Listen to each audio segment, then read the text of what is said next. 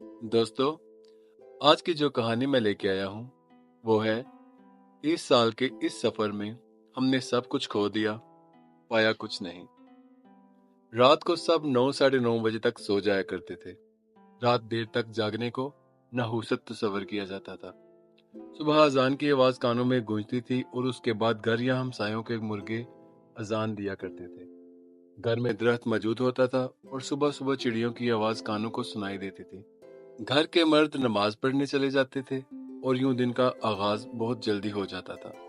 दोपहर में अक्सर घरों में रोटी बनाई जाती थी और साथ अनारदाना, पुदीना, टमाटर और प्याज की चटनी बनाई जाती थी।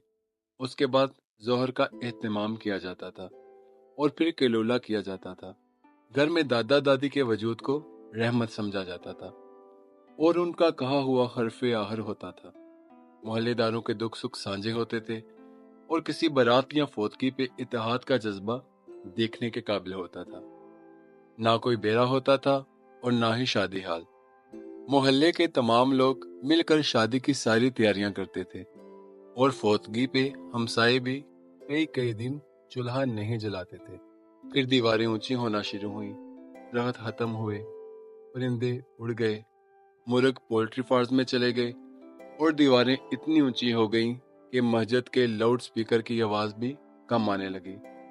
एक वक्त में कई खाने की टेबल की जीनत बनने लगे। बरकत खत्म हो गई और एक घर में रहते लोग भी एक दूसरे से अनजाने हो गए। प्राइवेसी के नाम पर अलग अलग रूम्स बन गए और घर में रहते हुए राब्ते मोबाइल्स पर होने लगे। शादी हॉल्स और मार्केट्स में होने लगी और मोहल्ले में फोतगी पर मुंह दिखाने की रस्म चल निकली।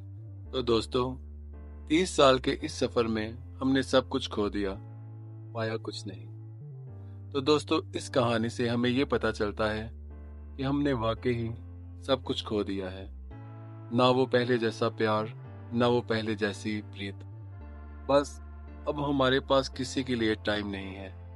तो दोस्तों, आप इस बात से इत्तेफाक करते हैं? अगर इत्तेफाक करते हैं तो अपनी राय का इज़हार कमेंट्स में ज़रूर कर दें और हमारा चैनल लाइक, शेयर और सब्सक्राइब कर दें। शुक्रिया।